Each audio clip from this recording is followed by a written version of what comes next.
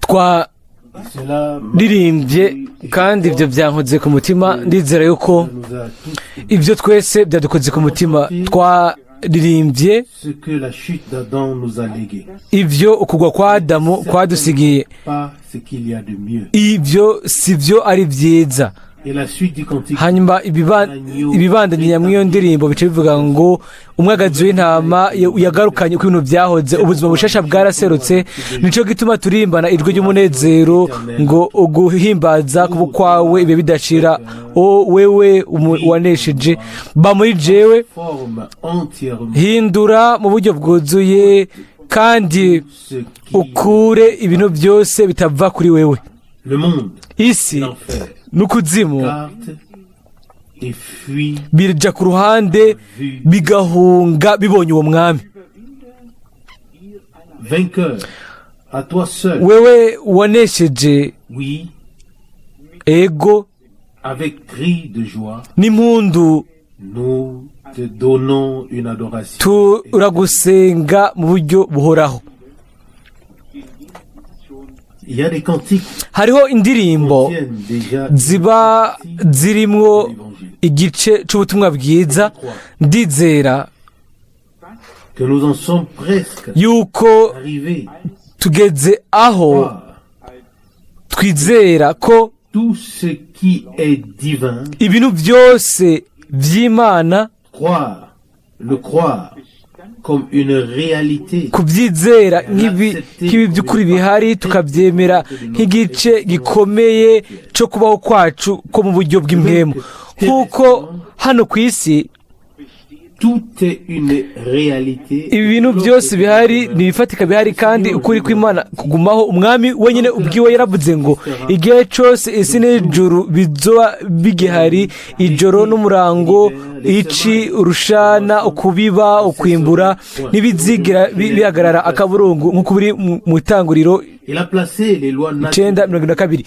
Yashize ikigenzura ibyaremwe mu buryo busanzwe, kandi turabona yuko ibyo biguma uko nyine biri. Nk'uko Imana yabitegetse, ibyo biguma uko. Muri ubwo buryo nyine dutegerezwa kwizera, kandi ntidushobora kubica ku ruhande. Dutegerezwa kwizera yuko ibihari bifatika by'ukuri by'Imana bigize umugabane ukomeye ku bwa gahunda ishingiro. Twitegure na gato kurekura ngo tuje ku ruhande yabyo, ngo tuje kure, ariko tugomba gufata ikibanza cacu ku ntsinzi, ku isi y'intsinzi ya Golgota, twemejwe ko Imana yateguye ibintu byose neza, atari uko izobikora.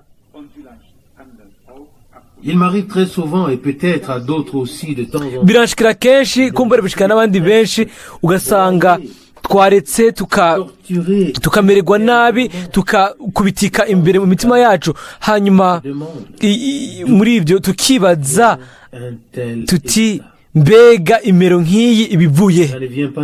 Ibyo ntibiva ku Mana. Imana ntiyigeze iturubika umuntu n'umwe, kandi ntizigera ibikora.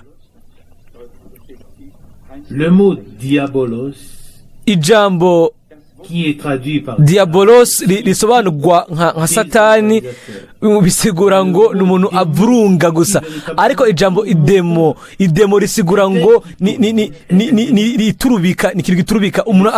Ikintu giturubika ni dayimoni, kandi umwami yabohora abo bose baba baturubitswe, bamerewe nabi n'umwansi. Yirukanye abadayimoni, kandi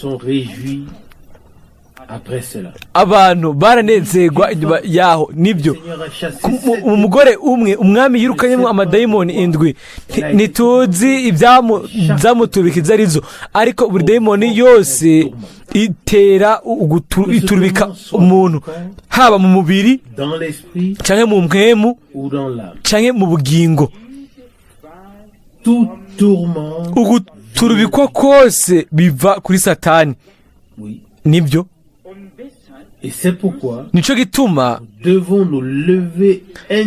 dutegerezwa guhaguruka imbere mu mitima yacu duhanze ivyo bintu igihe cyose tuba twibaza yuko Imana ariyo iduturubika. Ntidushobora kubahuka ngo tubihange turaca twunama tukabyemera uko tubyemeye niko umugwaniza aduturubika. Oya, shaka kuvuga yuko twe ntituri ngaha kubw'ibyo, turi ngaha kugira ngo twubahere Imana mu kwizera, kugira ngo twemere ijambo ryayo nk'iry'ukuri. Hanyuma Satani nawe nta burenganzira na bumwe afise kuri twebwe, mu buryo bwuzuye nta burenganzira na bumwe afise. Twaracunguwe n'amaraso y'umwagazi w'intama, kandi nimba ahantu kanaka amadayimoni aturubika, nta n'indi jambo twakoresha, ego kubera iki two bisigasiga. Murabizi mwiriya filime twarabye twese inshuro nyinshi, mwenda Tabranam aravuga ngo abaganga barahataha izina ingwara runaka, hanyuma akaca avuga ngo nimba mushaka kubimenya neza, mushaka kumenya ico arico, aho rero ngo ngomba kubibabwira ngo ni dayimoni iba yateye kanseri. Abaganga nabo bo bakaca bayita uko cyangwa ukundi. Rero turabona ko iyo turabye mu bwina neza, tukabona ko aba ari Satani hamwe n'ubushobozi bwose bwo kuzimu abashaka kujanjanga abizera, ashaka kubasambura, teza urujijo, kubaturubika. Ariko turi ngaha kubw'ibyo, turi ngaha kugira ngo duhe icubahiro Imana, atari ko tuvuga ngo rero ngo tukora ibi na biriya. Oya, turashaka kwambara ibifatika by'ukuri by'Imana. Nibyo turashaka kwambara ibifatika by'ukuri by'Imana, hanyuma turindire turindire ico bikora mu buzima bwacu. Iyo rero tubonye ko Satani aduturubika, ntidukeneye kuja kure, ahubwo byagije kuvuga gusa ati Satani, ndagutegetse mu izina rya Yesu w'i Nazareti, mvako ja kure. Dutegerezwa gusa kumenyera yuko turi hagati na hagati mu ntambara, kandi iyo ntambara si kurwana n'inyama n'umubiri, ariko kurwanya abanyabubasha, ego baganza mu kirere, kandi koko baramanuka bagashika hano hasi. Ikintu nyamukuru ni kumenya neza itandukaniro. Mundeke ndabivuge kandi irindi rimwe imbere ko ndabyibagira. Ibintu byose biturubika biva kuri dayimoni, ntibiva ku Mana. Nta na rimwe ntibiva ku Mana.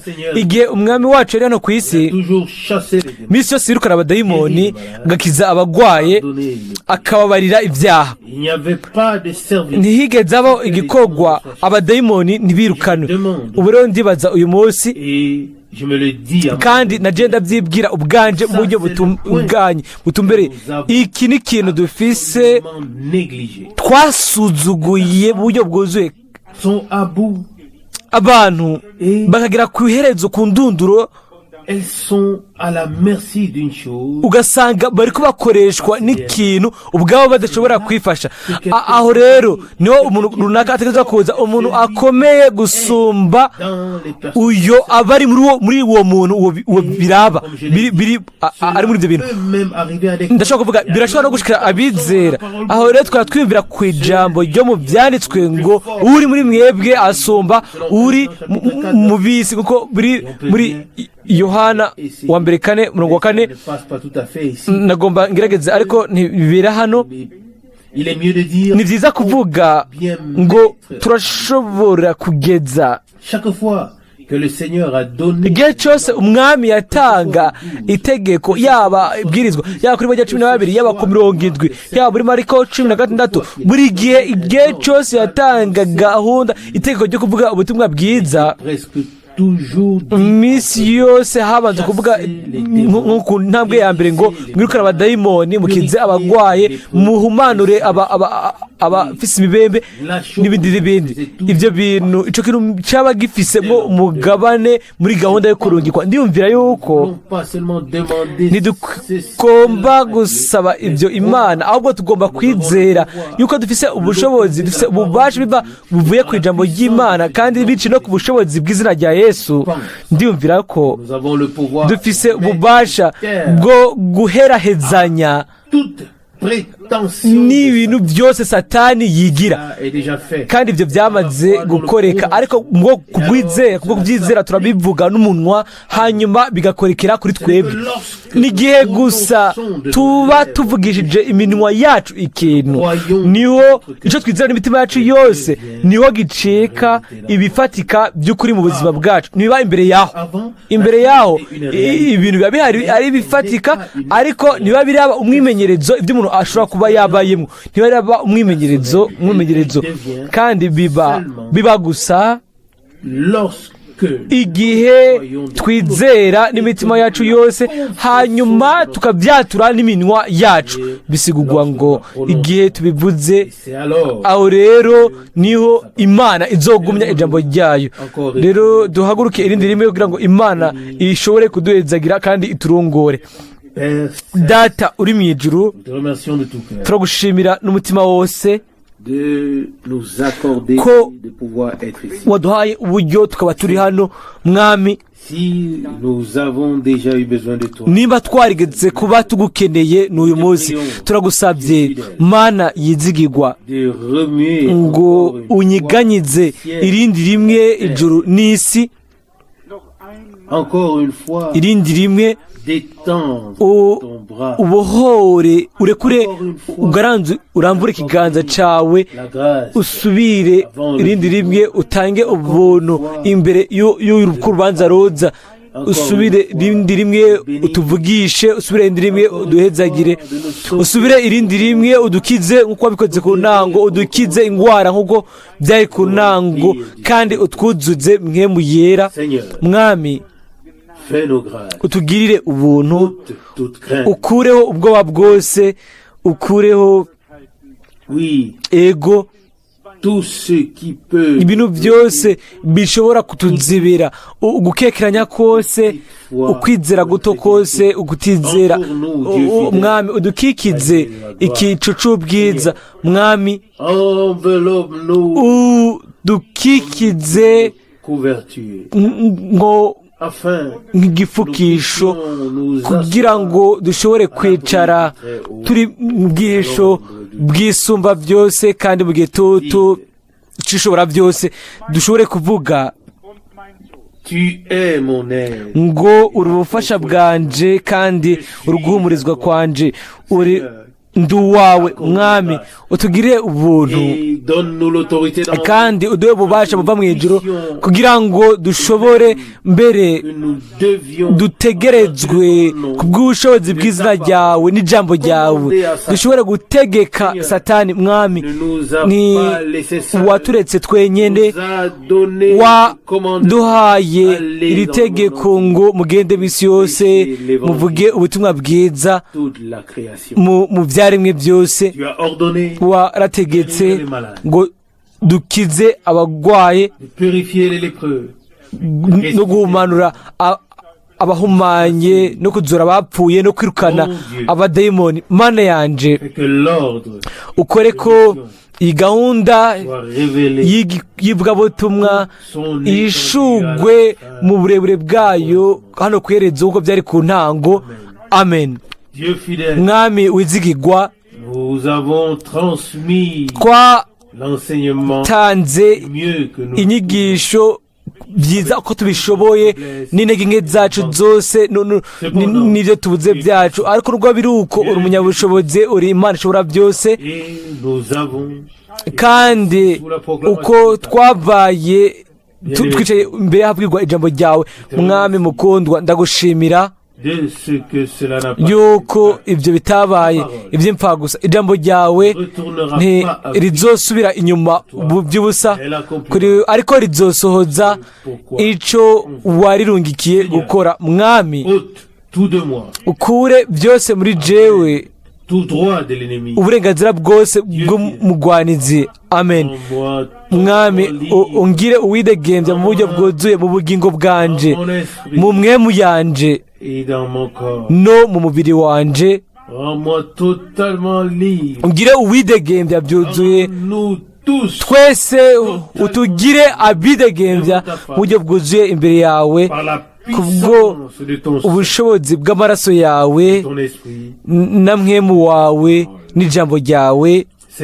mwami wizigirwa, turagusabye wowe ubwawe usohoze ubukozi bwawe kandi udukoreshe nk'ibikoresho byo gutangaza no kuvuga ijambo ryawe hano mu gihe ari ukugomba kwawe. ushobore gukiza, ubohore, ukize indwara, ubohore mwami, ubikore mwami, uduhe ko tugire umwimenyerezo nawe by'ukuri mwami. ukure ibintu byose bihungabanya, ibintu byose bibaza mwemu wawe, ugusengwa n'ubwiza bibe iby'izina ryawe ryera. haleluya, amen.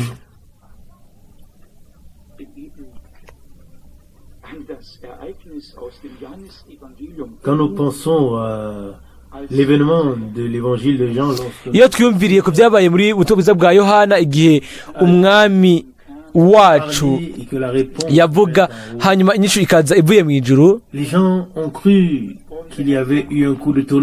abantu bibajije ko ari inkuba nk'uko biri muri Yohana 12:19. umwami wacu aravuga ngo nabonye Satani amanuka ava mu ijuru nk'umurabyo.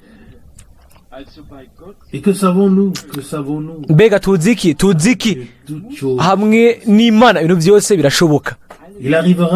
bizoshika yuko abansi bose bazoshigwa munsi y'indava z'ibirenge byacu. twebwe ntidushira ibyizigiro muri twebwe ubwacu, ntitwiyizera ubwacu, ariko tugira icizere Imana. turizera ico Imana yavuze mu ijambo ryayo, kandi tukaba tumaramaje kwizera nk'uko ibyanditswe bivuga. aho rero Imana izokwemeza nk'uko yemeje kiriya gihe kera. murashobora kwibuka kumbure ijambo Pawulo yanditse, aravuga ngo ndazi uwo nizeye. haleluya, ndazi uwo mfitiye icizere, kandi ngo ndemezwa ko afise ububasha bwo kuzigama ibyo namuhaye gushika ku munsi, nk'uko muri Timoteyo wa mbere 2:12. uyu munsi bijanye no gusengera amakoraniro ari imbere yacu. nta nkika murabizi neza nk'uko je biri,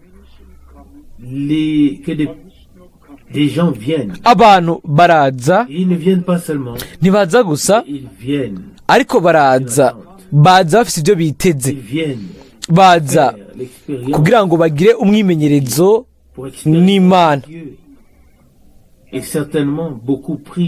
nta nkeka abantu benshi ubu barasenga kugira ngo Imana izihezagire iminsi iri imbere yacu,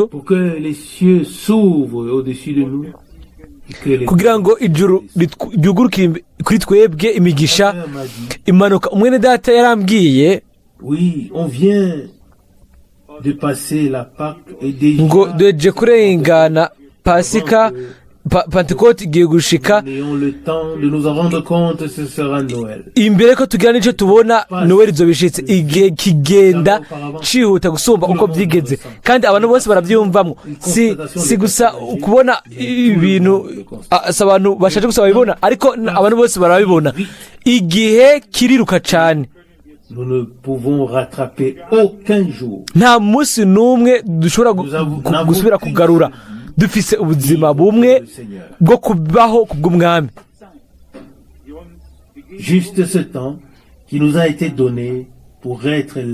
iki gihe nyene twahawe kugira ngo tube turi ngaha. kandi ikintu cyiza rero muri ibyo ni ukumenya yuko ubuzima bwacu bwabaye mu gikorwa cy'Imana. Aho rero siniyumvira kandi sinshaka kuvuga gukora ngo igikorwa kinini cyane, ariko nshaka kuvuga yuko Imana yoba yarashoboye guhezagira umwe wese ikatuma abaho nk'umugisha ahantu hose ari. Il ne faudrait peut-être pas oublier de mentionner ntibikwiye kwibagirwa kuvuga yuko kwa Mungu inyuma y'igikorwa twaranezerewe no kugendererwa. Uriya umugore nk'uko niba nabyumvise neza yaravuye mu ishengero katolika, yararize ararira, nari nasenganye nawe, twari twaganiriye amosozi aratemba, hanyuma turasubira turamusengera. Ni ikimenyetso yuko mpwemu w'Imana agikora. Ndizera uguhindukira biva ku mutima kandi bigenda bigashika no mu maso. Ego ikintu kikanyiganyiga ahantu runaka. Iyo ubonye ibintu nk'ibyo rero uranezerwa nawe. Nariyumviriye nti Imana iduhe igihe c'impemburo, igihe c'umugisha, igihe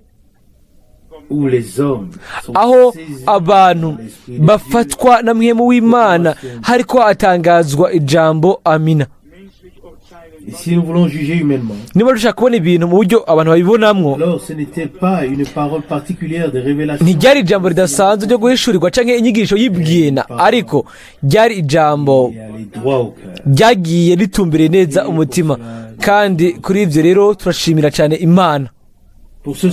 Ku bw'uyu mugoroba nahisemwo ijambo ryo mu cete ca Yohana dukura mu gice ca gatatu n'icya kane. Muri Yohana wa mbere gatatu dore ku murongo wa 13 haranditse, Yohana wa mbere gatatu 13, bene data ntimutangazwe nuko abisi babanka. Umurongo wa 14, twebwe turazi ko twavuye mu rupfu twashitse mu bugingo kuko dukunda bene data. Amen. Mundeke magarare hano. Ibi mbega birahagije kugira ngo tugaragaze yuko twavuye mu rupfu tugashika mu bugingo kubera yuko dukunda bene data. Ego nivyo. Umuntu ashaka gukunda nk'uko Imana ikunda mu mutima wiwe. Umuntu ashaka gukunda mu buryo bw'Imana mu mutima wiwe aba afise urukundo rw'Imana rwagaragajwe i Golgotha kandi akabigiramwo umwimenyerezo. Imana yakunze cyane abari mu isi ku musaraba, aho ku bw'urupfu rw'umwami wacu ubushobozi bw'urupfu bwarakuweho. Aho rero niho na twebwe jewe nawe niho twavuye mu rupfu tugashika mu bugingo biciye ku mwami wacu Yesu Kristo. Twabambanywe nawe igihe yabambwa, twapfanye nawe igihe yapfuye, twahambanywe nawe igihe yahambwa, twazuranywe nawe igihe yazuka. Iryo ni ijambo ryera ry'Imana. Kandi twajanywe nawe ahantu ho mu ijuru. N'ibyo nabyo ni ko ijambo ry'Imana ritubwira mu Efeso 2:6. Nimba avuga hano rero ngo twavuye mu rupfu tugashika mu bugingo, ego ibyo turabizi. We umwami wacu we yanesheje urupfu. Ubwo n'ubutumwa bwiza kandi twese turabizi. Uko nyene dutegerezwa twese kubimenya ko n'ubutumwa bwiza. Dutegerezwa kumenya nivyo, dutegerezwa kumenya ko natwe twavanye nawe mu rupfu dushikana mu bugingo bwiwe. Amen. Ikimenyamenya nk'uko ibyanditswe byera bivuga hano, ibyanditswe byera bivuga ikimenyamenya nuko dukunda bene data. de très puissant. ni ikintu gikomeye nta nkeka ni ikintu gikomeye cy'ubushobozi cyo imana ishobora guha umuntu urukundo nyakuri kandi rw'ubunyakuri butavana n'ibintu bishika ariko tugashobora gukunda uwo ari we wese n'umutima wose mu bintu byose bishika mu gihe cyose icyo ari cyo mbere no mu batabishobora iyo ni impano y'Imana. Aravuga hano muri Yohana wa mbere 3:14 bibanda ku murongo wa 14 aravuga ngo udakundana yama mu rupfu.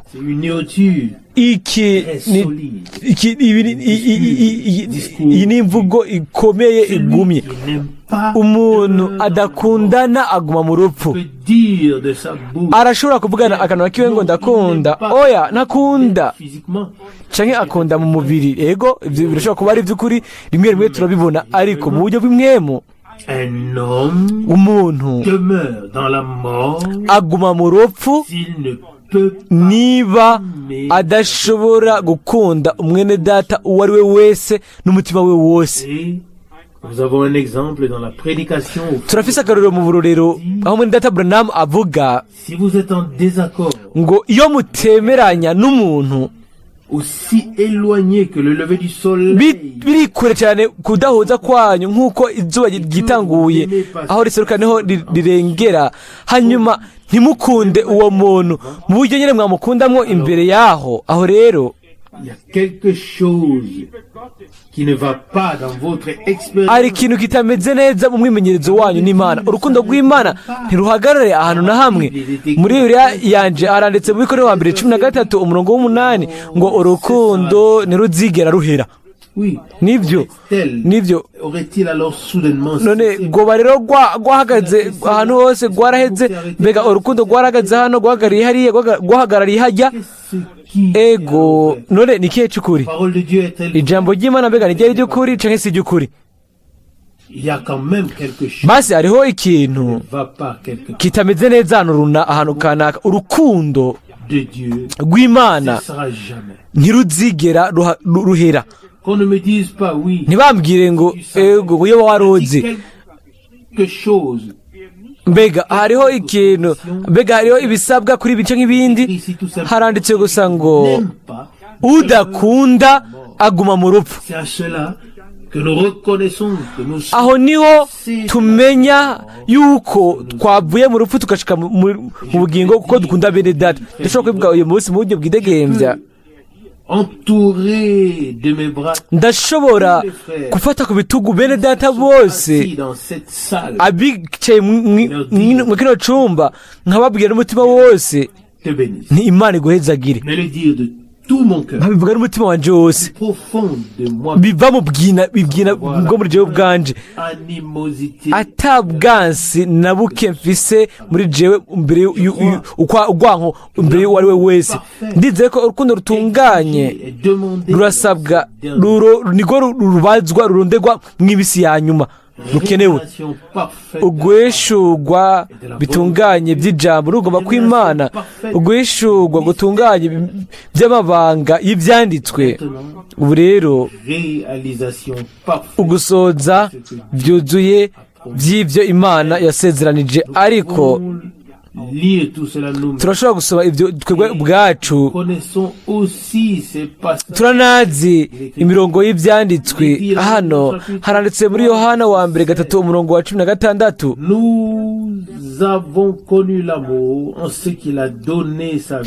iki nico kitumenyesha urukundo nuko uwo yatanze ubugingo bwiwe ku bwacu natwe dukwiye gutanga ubugingo bwacu ku bwa bene data. Ngibi ibintu gutanga ubugingo bwiwe ku bwa bene data. Hanyuma ku murongo wa 18 acabugwa muri ahanyene ngo bana bato nidukundane mu majambo canke ku rurimi ariko dukundane mu byo dukora no mu kuri. Amen. Nibi nabyo Imana ishaka kubishira mu mitima yacu, ishaka kuduha inkomezi zo kubishira mu bikorwa. Amen. Ubu rero kubera ku murongo wa 19 tujye kuri isengesho nous reconnaîtrons que nous sommes de la vérité, ico nico kizotumenyesha ko turi ab'ukuri, nous en persuaderons nos kandi tuzoshitsa umutima mu nda imbere yayo. Umurongo wa 20. Si notre cœur nous condamne, mu by'imitima yacu idutsindisha byose, kuko Imana iruta imitima yacu kandi izi byose. Amen. Umurongo wa 21. si notre Abo cœur nkunda, ne nous condamne pas, alors nous imitima yacu iyo itadutsindishije turashira ubwoba imbere y'Imana. Umurongo wa 22. tout ce que nous demandons, kandi icyo dusaba cyose tugihabwa nayo, kuko twitondera ibyagezwe byayo tugakora ibishimwa imbere yayo. Amen. Umurongo wa 23. son commandement, kandi icagezwe cyayo que ngiki, nous croyons, au nom de son Fils, nuko twizera izina ry'umwana wayo Yesu Kristo, nous aimions les uns les autres, tugakundana le commandement nk'uko nous a donné. yatubariye. Amen. Umurongo wa 24. Celui qui garde ses commandements demeure en communion. kandi uwitondera ibyagezwe byayo Cela aguma muri yo, nayo ikaguma muri we, en communion avec nous par l'Esprit. kandi ikitumenyesha yuko iguma muri twebwe ni mpwemu yaduhaye. Amen. En particulier, la pensée ici, mu buryo budasanzwe, verset 21-22, bene da, notre cœur umurongo wa 22 ne nous condamne pas. n'uwa 23 Nous avons en Dieu de l'assurance. ngo iyo imitima itadutsindisha dushira amanga, tugira umunezero imbere y'Imana, kandi ngo icyo dusaba irakiduha. Nous n'avons pas de demande personnelle, certes. ntituba dufise ibyo dusaba ubwacu ku bwacu, nta nkeka nabyo turabifise, ariko uyu munsi ntibijanye no gusenga Imana dukomeje ngo ngira ngo ahubwo uyu munsi bijanye no kuba twasenga Imana dukomeje kugira ngo Imana ihezagira amakoraniro ari imbere yacu. Mu byizere, iyo Pawulo yandika ngo twaje hagati muri mwebwe dutinya duhinda agashitsi, none uyu munsi mbega twovuga iki? ariko nubwo biri uko dushira ibyizigiro byacu mu mwami yuko uwo atigeze adutetereza gushika uyu munsi. turashobora kubivuga ngo ntiyigeze aduta na gato. nibyo cyangwa si ibyo? nta na rimwe, nta nshuro n'imwe, kandi turabishima. aravugwa hano muri Yohana 1:4 dore ku murongo w'indwi.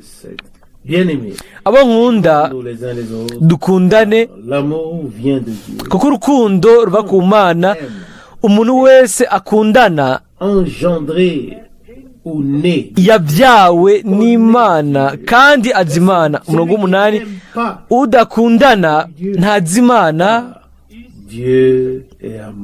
kuko Imana ari urukundo. Amen. mbega ijambo ritangaje, ntiribe ryanditse hano gusa muri kino gitabo icyo twita ngo ni ibyanditswe byera, ijambo ry'Imana Bibiliya, ariko ribe ryimbitse mu mitima yacu ku bwa mpwemu. Haleluya. Imana ni urukundo. Imana niyo mu mutima wawe n'umutima wanje, aho rero urukundo ruba muri wewe, ruba muri jewe. ibisigaye nabyo ntacyo bivuze. Imana nico ibyanditswe byera bivuga, ni urukundo. turabizi yuko Imana ni nyembabazi, nibyo irihangana, ariko Imana ni rukundo. udakunda ntiyamenye Imana. turashobora kwishimagiriza ubumenyi bukomeye bw'Imana. icyo ni ikintu gishobora kuba kiri mu mutwe wacu nk'amajambo gusa, nk'ubumenyi, ibyo twahawe n'inyuguti.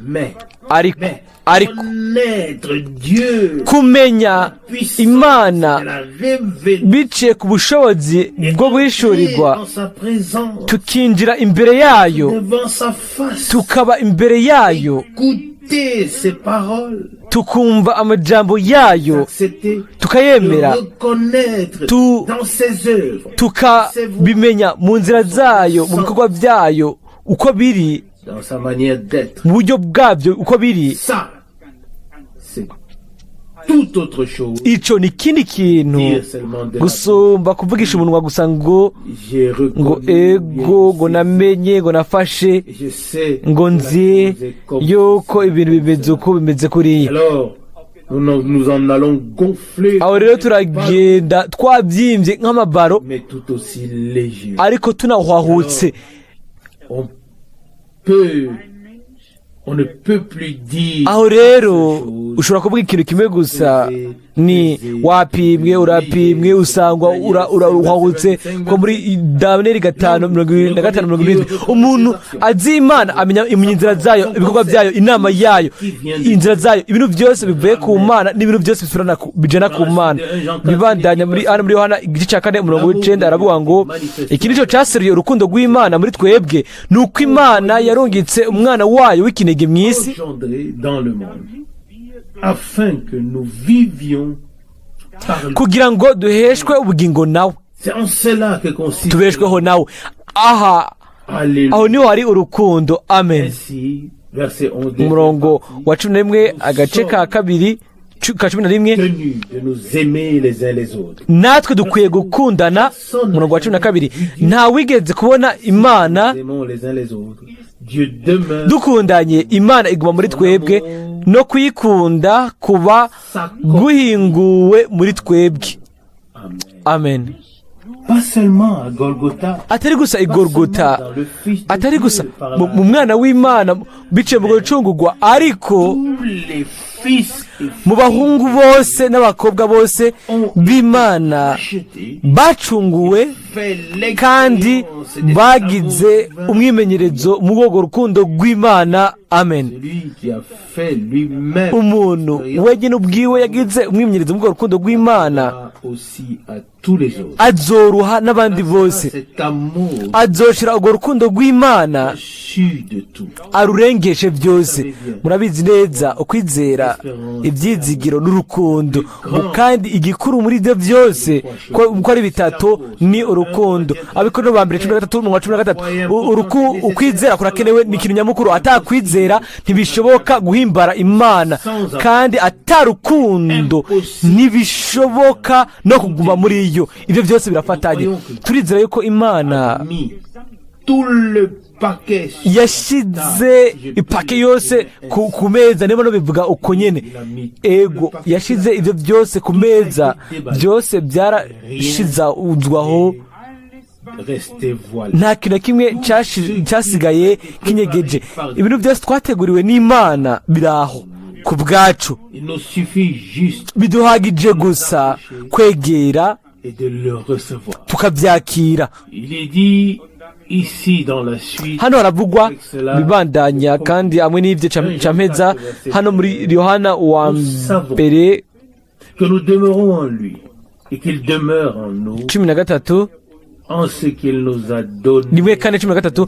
iki nico kitumenyesha ko tuguma muri yo nayo ikaguma muri twebwe nuko yaduhaye kuri mwemu wayo. natwe twarabibonye tubishingira intahe yuko data wa twese yatumye umwana wiwe kuba umukiza w'isi yose. uwatura yuko Yesu ari umwana w'Imana, Imana iguma muri we, Dieu demeure en lui continuellement, iguma muri we bibandanya, nawe akaguma mu Mana mu buryo bubandanya. umurongo wa 16 natwe twamenye kandi twizeye urukundo Imana idufitiye. Imana ni urukundo kandi uguma mu rukundo aguma mu Mana, Imana ikaguma muri we. On pourrait continuer à lire sur l'amour. twobanda gusoma ku bijyanye n'urukundo. nibyo De l'amour qui est parvenu à sa perfection en nous. urukundo rwayo rwashitse gutungana rwose muri twebwe kumbure n'umurongo ukurikira urakenewe dushobora kuwureka kuko umurongo wa 17 Cela l'amour est icyo nicyo kimaze guhingura urukundo muri twebwe kugira ngo tuze dushire ubwoba ku munsi w'amateka kuko uko ari ariko turi muri iyi si. amen. umurongo wa 18 nta bwoba buba mu rukundo ariko urukundo ruhinguwe rusenda ubwoba kuko ubwoba bugendana n'igihano ngo ubwoba bwibaza igihano kandi ufise ubwoba ntarahingurirwa mu rukundo. twashobora kuvuga ikintu cyose kuri buri jambo ryose buri cyumviro cyose. ubwoba ngo buba bwibaza igihano cyaguye kuri we kugira ngo tugire amahoro kandi biciye ku bishago yiwe twarakize. Yesaya 53 umurongo wa 5. nicyo gituma ubwoba ntibukiri muri twebwe, nta kibanza bufite muri twebwe. ubwoba twarabisomye, ubwoba bujyanye n'igihano. kubera iki twotegerezwa kugira ugutinya ubwoba tukababazwa tugaturubikwa?